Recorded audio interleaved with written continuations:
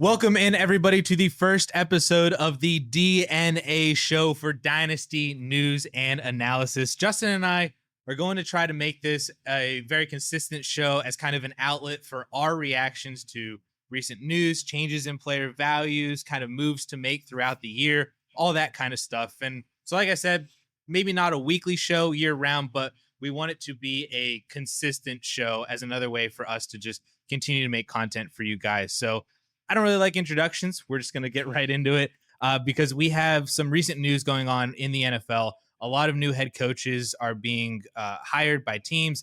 The biggest one, of course, was Ben Johnson being hired by the Chicago Bears as the new head coach. Probably Blake Collar as well, I feel like, is a safe assumption. So, Justin, you are the resident Chicago Bears fan here. So I'm just going to toss this to you. And if you end up being a little bit too biased, maybe I'll try to knock you down a peg. But break it all down in terms of what this does for all the Bears, for Caleb, DJ Moore, Odunze, DeAndre Swift, everything like that for Dynasty. Yeah, so I mean, look, Bears fan hat on right now. This is the greatest news of my life. Like, this is, it's electric. Now, stepping back, just as someone who has to like actually analyze what happened, take my fandom out of it, I have 4 questions really coming out of the hiring. And that is, it's going to be right. Can Ben Johnson tailor his scheme to fit Caleb Williams and this Bears team? Because look, what worked in Detroit is not necessarily going to work in Chicago. Jared Goff, Caleb Williams, fundamentally different players.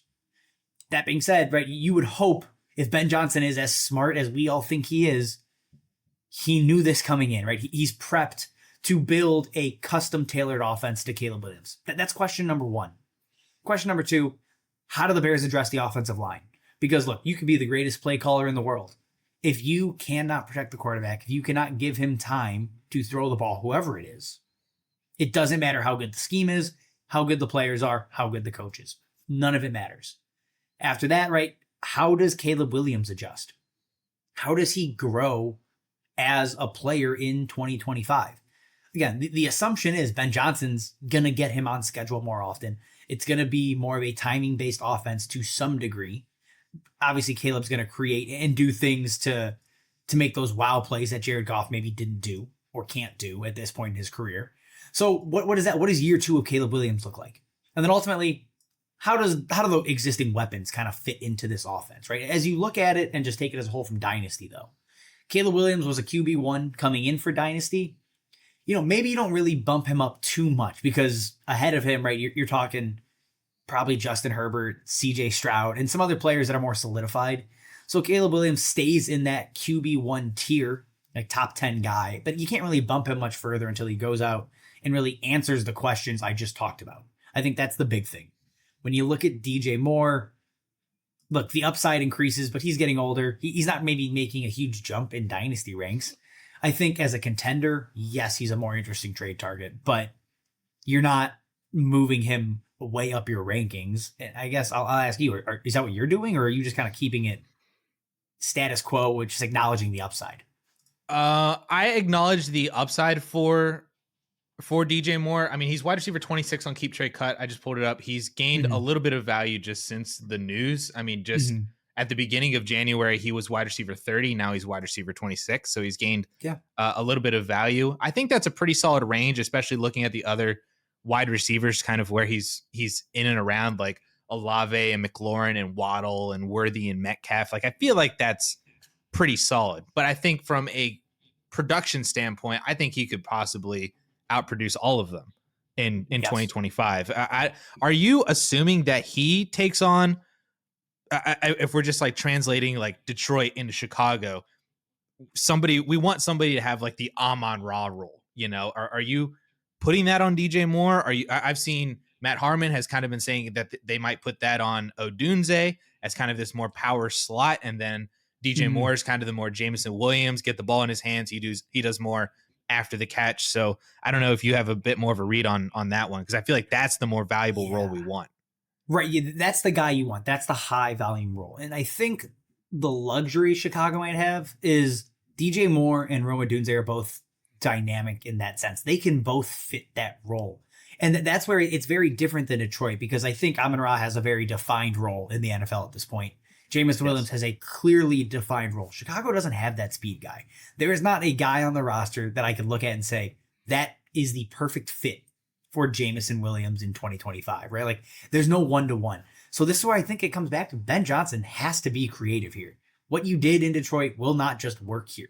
I do think the weapon we haven't talked about, like Cole Kmet could be the 2025 version or the 2024 version of Sam Laporta, which isn't like a fantasy superstar, but it's a back end tight end one that maybe finds the end zone, a little more consistently, especially with Keenan Allen, right? Everybody's projecting he's not coming back. That's the current talk out of Chicago. All the beat writers are saying Keenan's definitely gone. And if that's the case, Cole Kmet kind of becomes that de facto number 3, similar to how Sam Laporta operated this year. I do think maybe they consolidate targets at the top a little bit heavier in this offense.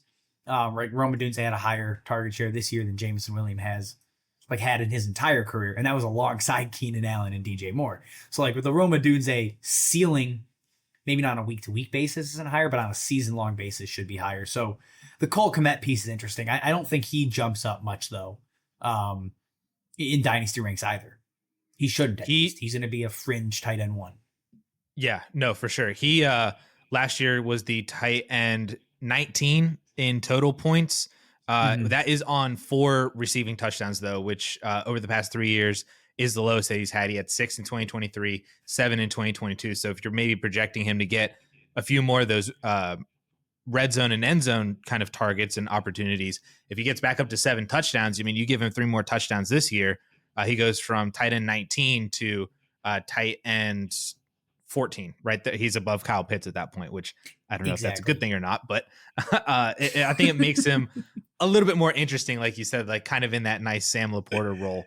What a stray for Kyle Pitts to catch there. Sorry, Kyle, but out of nowhere, it just bam, you're trash. The one piece on the Bears offense that we haven't talked about yet is DeAndre Swift, who coincidentally has operated in a Lions Ben Johnson offense before. So we have a little bit of that history in terms of how Ben Johnson utilized him in Detroit, and then kind of what happened after that season, which could be indicative of what happens in Chicago. I have my personal opinions on Swift. I want to know if they're probably the same as you. I think they probably are. What do you think? He's DeAndre Swift. I loved DeAndre Swift. He was one of my favorite running backs in the league. Just thought the sky was the limit. He's not a good enough runner downhill to be an RB1, I think, at this point, at least in a Ben Johnson-led offense. And the reason I say that is Ben Johnson agreed. Like the one season he had with DeAndre Swift, he essentially gave the job to Jamal Williams. Swift had less than 100 carries and then got traded to Philly. So look, it's not even a guarantee DeAndre Swift is necessarily on this roster. Now, look, the dead cap hits $8 million. It's unlikely he gets cut, but that's not a big enough number to say it is off the table entirely. With how good this running back class is coming in, if DeAndre Swift found himself as a free agent again, I wouldn't be surprised. And I think that's a scary proposition. Like in Dynasty, I'm not actively seeking out DeAndre Swift thinking he's a huge winner from the Ben Johnson signing. Okay, good. Because I fully agree with you. I think DeAndre Swift is actually a major sell because of the Ben Johnson news, especially to anybody who does believe that that he could benefit from this new, maybe better offense. And, oh, look at what Ben Johnson has done for Jahmyr Gibbs and for David Montgomery, all of the touchdowns, all of the explosiveness, all these massive plays. And I just look at how he already used DeAndre Swift 3 years ago, a younger Swift, a still rookie contract Swift, a still potential upside. No team has given up on him yet. We've now gotten to the point where 2 teams have given up on him. 2 teams that are, we're currently playoff teams this year, well-run organizations over the last few years, have given up on DeAndre Swift, and now the Bears have him. I kind of would be a little surprised if he got cut this year, but I think he is probably gone next year. What I would not be surprised about, though, is if, like you said, I think they draft somebody. This free agent class is pretty bad, but I think they draft somebody. Would not be shocked if maybe it's not Jahmyr Gibbs level, because there's not really, outside of Ashton Genty, there isn't Don't really say a Jahmyr Genty. Gibbs. Don't say Genty. I don't think they're drafting Genty, but I think with this class, I would not be surprised if they went after somebody. I don't know if it's maybe like Hampton. a pounder, like a Quinshon Judkins, or maybe a Travion Henderson, or maybe it's a Devin Neal. I don't know who it is necessarily, but I could see them definitely going after somebody, and maybe one of the top 5 running backs in this class, and then Swift kind of gets pushed to the side. The one name, the last thing I'll say, this we've talked on this forever. Roschon Johnson's an interesting name to watch. Look, Jamal Williams was not a good running back when he was in Detroit, but Jamal Williams was fantasy relevant because of the touchdown upside. Now, I don't think Chicago will be on that level that Detroit was. There's more holes on this offense, but there is always going to be clear-cut touchdown upside in a Ben Johnson offense. Roschon Johnson is, if this is the group they roll with, Roschon and Swift, Roschon is going to fit the bill for what Ben Johnson likely wants to do inside the 5. So that is an interesting piece on like a 0 RB team on a contender. If you want to take a cheap flyer and just see if he can survive the draft, I don't hate that as a real low level gamble. Justin, we've talked a lot about how this impacts Chicago. We got to talk about how this impacts Detroit, because going from one of, if not maybe the best offensive coordinator and most optimal play caller for this Detroit Lions offense, of course, there are a ton of dynasty and fantasy weapons on that team too. We have to assume that the offense is probably going to get worse without Ben Johnson. At best, stay the same, but I think that's like an internal hire. They hire like the quarterbacks coach or the passing game coordinator or somebody, and they try to retain what Ben Johnson did. But I feel like it's going to get worse. Is that how you're kind of reading it for Detroit with all of these amazing weapons on the team? Yeah, I view it the same way. I don't think there's a huge drop off, only because look, it's still a very talented roster. Offensive line's pretty much intact. Kevin Zeitler hits free agency, but there's a chance they bring him back. There's a chance they upgrade that spot. In addition to that, Laporta, Amon-Ra St. Brown, Jameson Williams, which I begrudgingly admit is a good wide receiver at this point. Jahmyr Gibbs, I gotta own that one. It is what it is. But Jahmyr Gibbs, David Montgomery, you have a massively talented skill group. The big question is, what does the new OC get out of Jared Goff? Because look, when he was with McVay, he's electric. When he was with Ben Johnson, he was electric. When Dan Campbell was calling plays, not so much. I think realistically, this puts Jared Goff back in that mid-level QB2 category. Oh, he'll have weekly upside, naturally, he's a quarterback, but QB 16 to 18, if that's where Goff finished the next 2 years, I wouldn't be that surprised. And that could even be with, Detroit still having a top 10 offense, because that's how good the running backs are. Jared Goff is just so situationally dependent because of his play style that you have to be somewhat concerned. Yeah, he doesn't run at all. He's a literal statue back there. And that is an issue for fantasy, because that means that 99.9% of his fantasy football production comes from his passing game stats, which of course, like you said, he's going to have those big games because, he could find Jameson Williams for an 80-yard touchdown any given week. He has Amon-Ra St. Brown. He could throw multiple touchdowns to Sam Laporta in the red zone. He could toss a little dump off to Jahmyr Gibbs, and he takes it 70 yards to the house. There's so many great weapons around him that he's going to have games. Maybe the predictability of those games drops with a new play caller coming in here.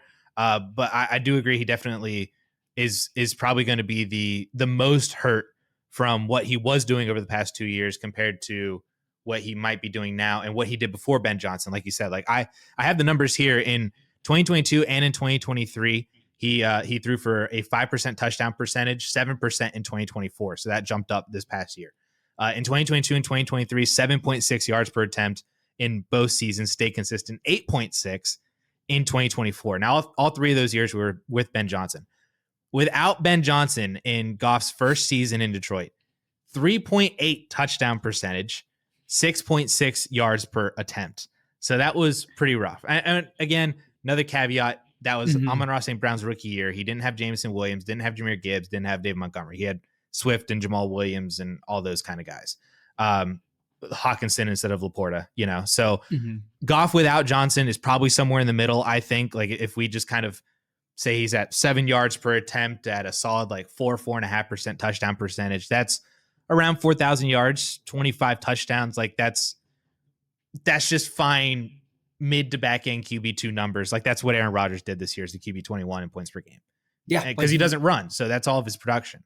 Right. If he doesn't have this elevated touchdown percentage, his ceiling drops. And the same thing's going to happen to Amon-Ra St. Brown. Like Amon-Ra St. Brown is good. He's not going to fall off a cliff. But if he became a perennial top, 7 wide receiver instead of a guy that could flirt with the top 3, that's reasonable. Jameson Williams, who knows what he does next year without the creativity of Ben Johnson, right? Jameson Williams scored he scored on multiple laterals from passes down the field. Yeah. That's the flukiest of flukes. One of them took me out of the playoffs in a league. Took me out of the championship. Like Jameson Williams is electric with the ball when he gets it in great spots, but he still wasn't like this high target share earner. He's a mid-level volume player that's going to rely on these long touchdowns. Now, he's shown he can get those pretty much whenever he wants, but without Ben Johnson, how repeatable is that? So you go from, an upside, like a high upside wide receiver 3 to maybe a high upside wide receiver 4 or low end wide receiver 3. Like it's just, you're nitpicking a little, but I think you can just expect a general drop in baseline for everybody in the offense. The Lions defensive coordinator was hired. Aaron Glenn was hired as the head coach of the New York Jets, defensive minded head coach. So probably really nothing to speak there from a fantasy football perspective until they name an offensive coordinator. Apparently the rumors are right now that Detroit's quarterback coach, former quarterback Mark Brunell, is apparently the favorite to potentially land that offensive coordinator job. So don't really think there's anything there for fantasy. Nothing matters here until we know who the quarterback's going to be. That's a good point. Like you could have thrown Ben Johnson here and be like, okay, who's throwing the football? You can't pull anything meaningful out of this yet. Then the final one is, it looks like I think it was officially announced that Josh McDaniels is back as the offensive coordinator in New England for, yes, the third time in what feels like my lifetime. He's gone back and forth and back and forth. Apparently he never sold his home in Foxborough. So he's back as the offensive coordinator in New England, which may or may not be a good thing for the Patriots offense for Drake May, Ramondre Stevenson, insert wide receiver 1 here. Do we care about Josh McDaniels being back in New England? I kind of do. And the reason I think this may end up being great for Drake May is Josh McDaniels has been such a bad head coach multiple times now. Even if Drake May ends up being a superstar, the likelihood of Josh McDaniels getting another real head coaching opportunity in the next 2 to 4 years, probably very slim, because we've seen that show. And look, say what you will about Josh McDaniels as a head coach. As an offensive coordinator, with Mac Jones under center as a rookie, also with, very kind of subpar weapons, call it, almost 4,000 yards, over 20 touchdowns. That was a good offense with a rookie quarterback. If they can get Drake May a real weapon, T. Higgins, Ted McMillan, whoever you want to place there, right? There's plenty of names out there. I'm interested in this offense. I think it's going to be better than people expect. The other interesting thing that I found when I was just like remembering what McDaniels did without Tom Brady a few years ago was that I discovered that New England had a double-digit rushing touchdown score in 2020 and 2021.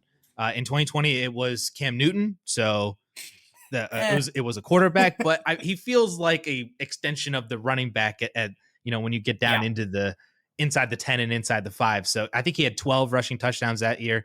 And then in 2021, Damian Harris had like 14 or 15. Yep. So it was something crazy. So I don't know, again, if that's a product of kind of bad quarterback play. You want to take the ball out of your kind of bad quarterback's hands when you get down into the red zone and just run the ball, because it was Cam Newton and then Mac Jones was in 2021. or if that's just how McDaniels wanted to do it without Tom Brady. So I'll be interested to see if that kind of transfers over to Ramondre Stevenson, who has yet to have a double-digit touchdown season, but has gotten pretty close. I think he's been at 8 or 9 once or twice over the past couple of years. So I like how you are interested maybe in Drake May and wide receiver 1 here. I could be interested maybe in what Ramondre could do in that offense if McDaniels' red zone rushing kind of sticks in this offense again. Ramondre, zero RB contending teams should have interest in Ramondre Stevenson. He's not going to cost you a lot because at this point he is a boring name. He didn't look great last season. Then again, the entire offense was a dumpster fire. So if there's any sort of improvement, they're going to invest in the offensive line. They're going to invest in weapons on the outside. It should get easier to run the ball. Gerard Mayo is no longer there, who's just, I think it's just not suited to be a head coach. The situation should generally improve for Ramondre, and he should give you RB2 numbers again, and probably not going to cost you RB2 prices. He's RB34 on Keep Trade Cut. There we go. RB3, maybe RB4 prices. Yeah, right, he is like literally the last starter. Like Aaron Jones is behind him, Rico Dowdle's behind him, the Denver Broncos backfield is behind him. They're all kind of free agents or like up in the air. Ramondre is like actually signed and is like actually the RB1, and he's like the last one. Would you, if you are a contender and you're trying to pry him away from a rebuilder, would you trade Braylon Allen for Ramondre straight up? Yes, I would. Yep, I agree. Like those are the deals you can get done. Would you do Trey Benson for Ramondre straight up? That feels tougher. I don't know if I'd go that far. The name I saw in here was Blake Corum. Would you trade Corum for Ramondre?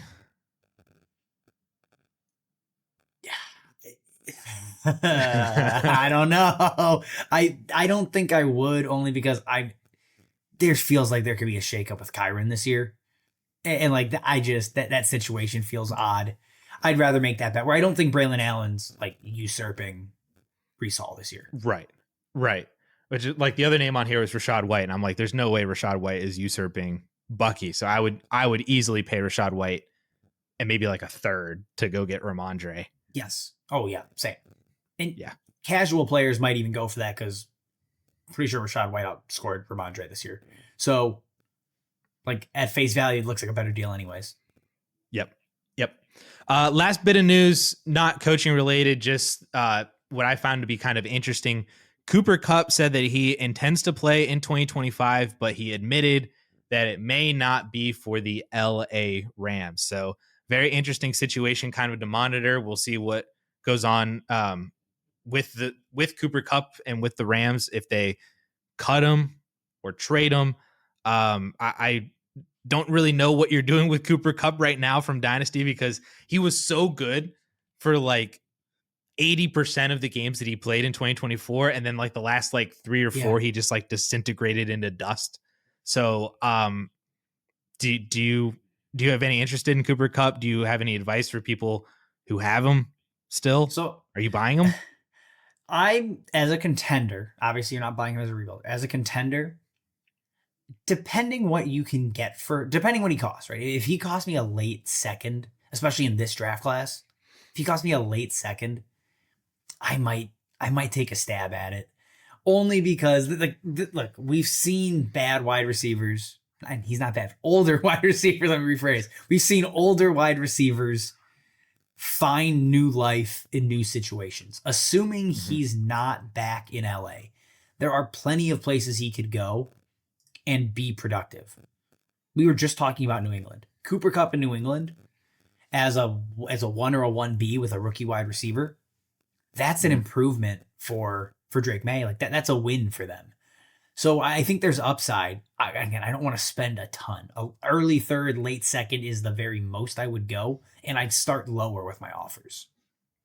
The interesting comparison that I thought of for him in terms of a older player that could transition into a new team and still be fantasy productive, or an older player that we kind of thought might be turning into dust, but then still ended up being productive, was Adam Thielen, who, if you remember, I mean, kind of had the similar path. Like once he got Justin Jefferson as Thielen was turning over the age of 30, Justin Jefferson obviously exploded, took off. Thielen didn't really do all that much. His final season in Minnesota before leaving was 700 yards and 6 touchdowns. So it's then goes to Carolina, has a 1,000-yard season. And then, this past year was hurt, but over the last 5 or 6 weeks was pretty startable. Yeah. So I think if you're looking for a comparison, it could be potentially like Adam Thielen if he finds the right situation. I did want to play a quick game with you in terms of Cooper Kupp versus on Keep Trade Cut. Every single one of these players is currently ranked behind Cooper Kupp on KTC. He's the wide receiver 51. So I just to gauge your interest in potentially buying Kupp. I wanted to play this quick game for you. So these first 5 names are young to younger-ish players in terms of if you are a rebuilder versus contender.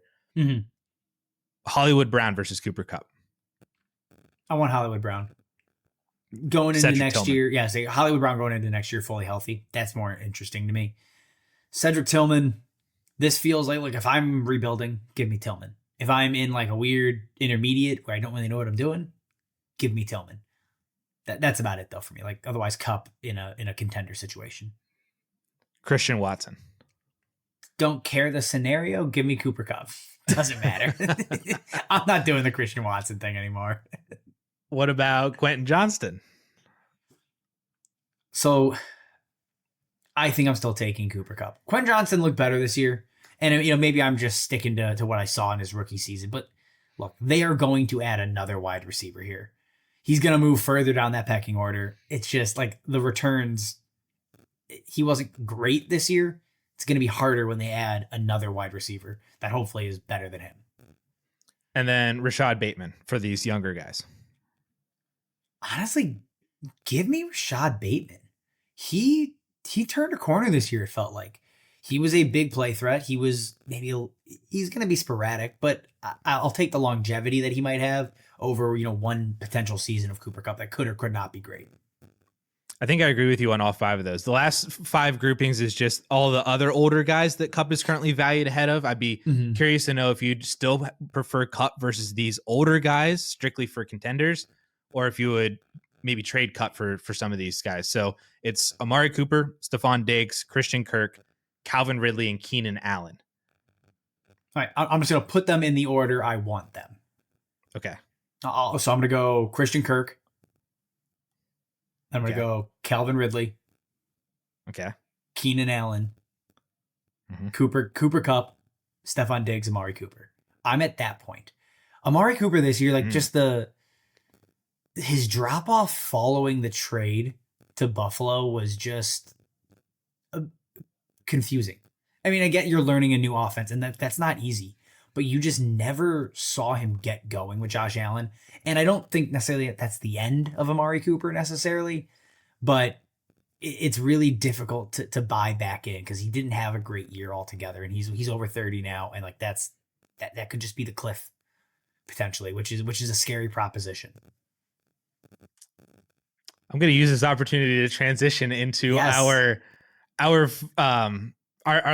last segment here, which I wanted to have each of us highlight one player that every single Dynasty team should go out and buy right now. So we're moving away from, I challenged Justin. I didn't want it to be like, oh, rebuilders should only buy this and contenders should only buy this. Every single Dynasty team out there should go buy these 2 players that we're about to highlight. And Justin, I'm going to go first. Who is it? Who is it, Addison? I think every Dynasty team should go buy Amari Cooper right now. Okay. I think so. Reason number 1, I feel like people have left Amari Cooper for dead, which I think you just put it very plainly that you are the consensus opinion I think I on am. Amari Cooper right now. He is the wide receiver 68 on Keep Trade Cut. He has fallen 30 spots since before the season started in August to wide receiver 68 right now, which is his lowest KTC value of all time. And you kind of ran through 2024, and I'm going to kind of push back on it a little bit for this argument. So, of course, it was a tale of 2 halves. First half, obviously, on the Cleveland Browns, was the de facto wide receiver 1, very easily the wide receiver 1. It just happened to be for Deshaun Watson. So, um, gross. Fair. So, he had all the usage. He was playing like 90% of snaps consistently, had massive target share. He was actually on a 17-game pace for 150 targets in the games that he played in Cleveland. He just didn't do anything with it because Deshaun Watson is bad. So yes, I give Amari Cooper a pass on that. Like, he still looked like Amari. It just had bad quarterback play. Half number 2, obviously he then gets traded to Buffalo. I think we put on the expectation that he would become the wide receiver 1 very immediately. Same usage as in Cleveland, just with Josh Allen, like dialed all the way to like not even to 10 to like 17. That's what we were going to do with his quarterback situation.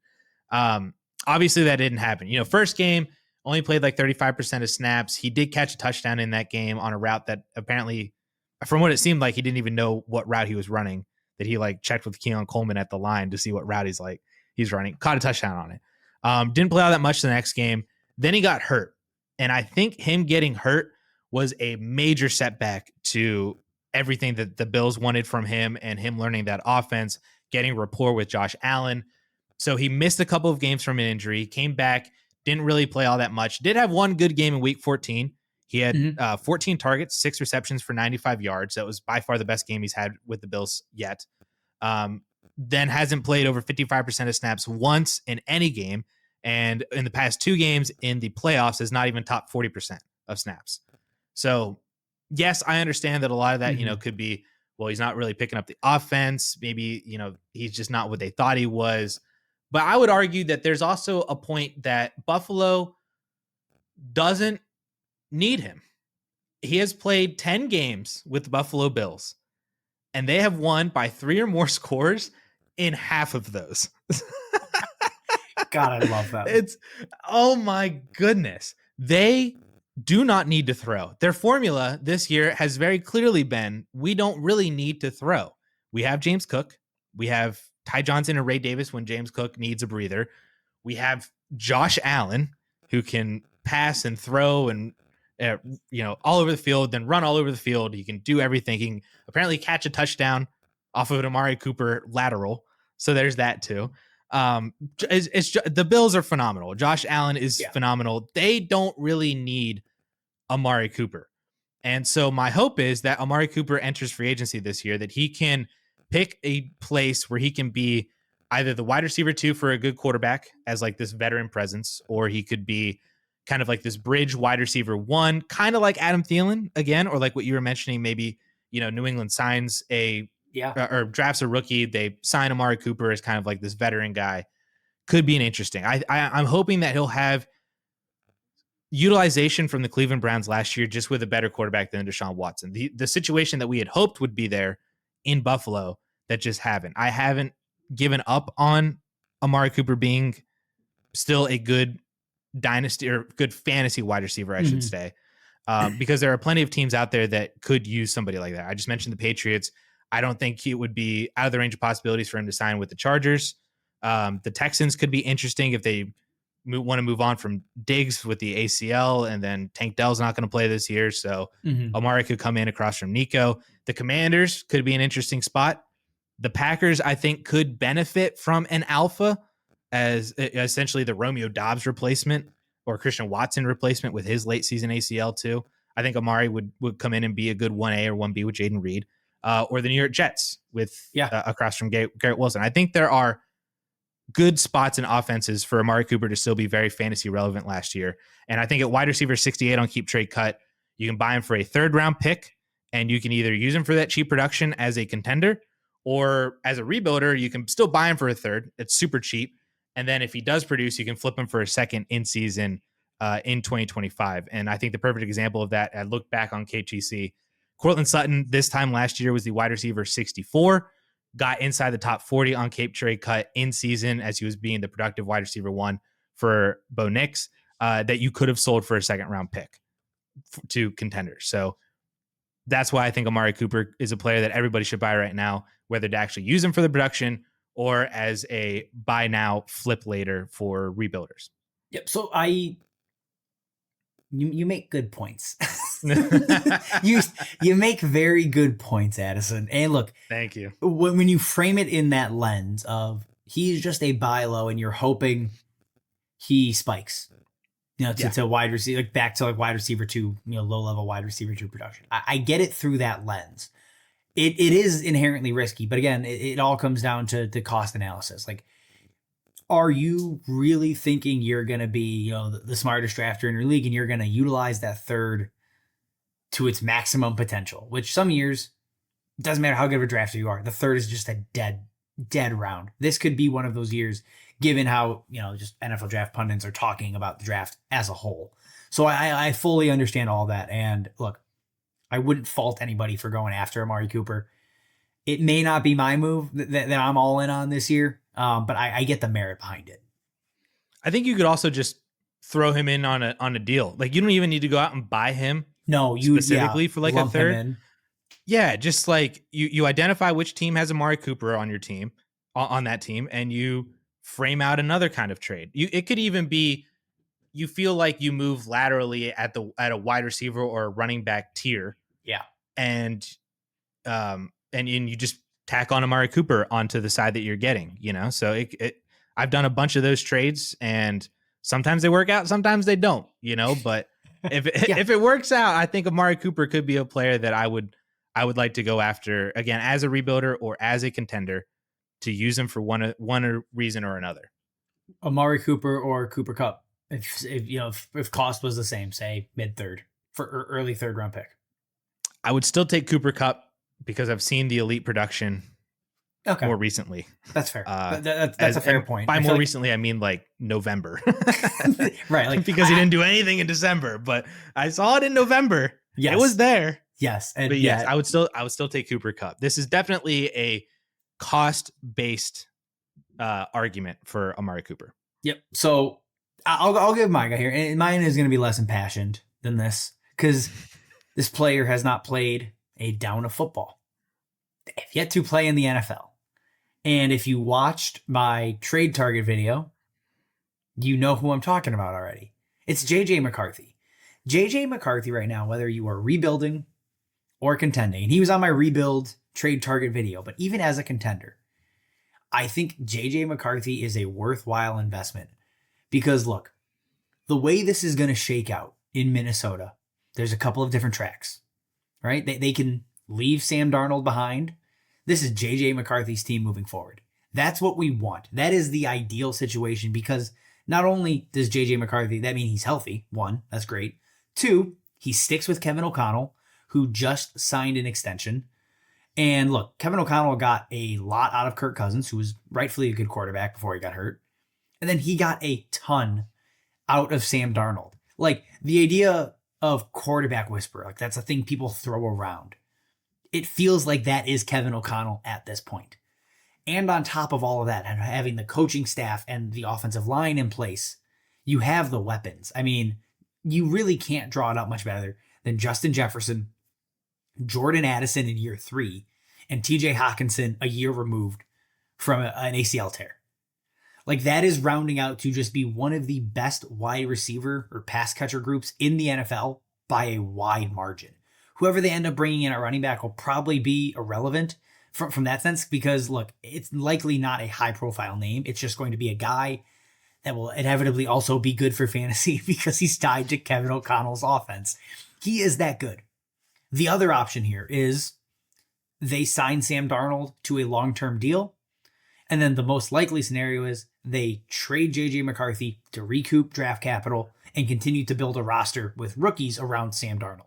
In that case, that means J.J. McCarthy is going to a team that has invested in him and wants him to be the starter because you're not going to give up a first plus if that's, not your intention to start him right away. Situations may not be perfect one-to-one, but you're getting a starting quarterback with first-round draft capital that a team is fully bought into. So he's going to have a long leash. That is option 2. The third option, which I think all hope does not happen, is Sam Darnold signs the franchise tag, J.J. McCarthy sits behind him, and then he either keeps the job throughout the entire year, or eventually J.J. McCarthy takes the job over because Sam Darnold is ultimately Sam Darnold. So like that's the third option we don't want. And worse, and like, look, maybe Sam Darnold keeps the job for the full year and then we just redo this same scenario the following season. But look, as a contender, I'm buying him as my QB3, right? You're not buying JJ McCarthy as a must start now type of player. He's valued, last time I looked, QB20 on Keep Trade Cut. And look, that may not be QB3 prices, but holding him as a QB3 on your roster is, I think, perfectly acceptable and perfectly fine in Superflex, because you're just trying to chase upside. It's very rare you can go out and buy a quarterback that has, drafted in the first round, hasn't played a snap, and they're valued outside the top, 15 or 16 quarterbacks at this point in Dynasty. Just because of how we always react, rookie quarterbacks are expensive. And the only reason he's sitting down there is the ambiguity of the situation. So it is a bit of a roll of the dice, but he's going to get a shot. This does not feel like a Trey Lance situation, because he doesn't have another rookie sitting behind him that is ultimately very good. And Trey Lance just ended up not being good, and he was, just had an up and down career. I don't think it's that path. I'm willing to invest a first, a late first plus if I have to on JJ McCarthy, just to let him sit on, the end of my bench in Dynasty and hopefully reap the rewards when all of the, the ambiguity shakes out and he is a starter inevitably in 2025. You said that you want to buy him for a late first plus. I wanted to gauge, would you draft Cam Ward and Shedeur Sanders, or would you trade that pick for JJ McCarthy? I would take both of the rookies over JJ McCarthy because they're not coming off an injury. They don't have the ambiguity. They're going to be starters, assuming they both go, right, the top 3 of the NFL draft. If one of them inexplicably falls, we can revisit. But no, I'll take the healthy quarterbacks that I know how it's going to shake out. Now, if you're buying JJ McCarthy in April, right, and the situation has changed, his value is going to change. And maybe my answer is different then. But as it sits, right, January 22nd today when we're recording, I'll take both the rookies over JJ McCarthy.